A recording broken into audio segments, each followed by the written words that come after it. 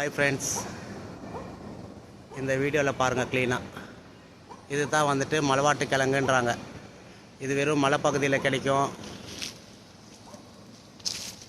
பாருங்கள், முட்டி வலி, கை கால் வலி, கழுத்து வலி, அந்த வலி இந்த வலின்னு சொல்லி எல்லாம் ஏமாற்றுவாங்க.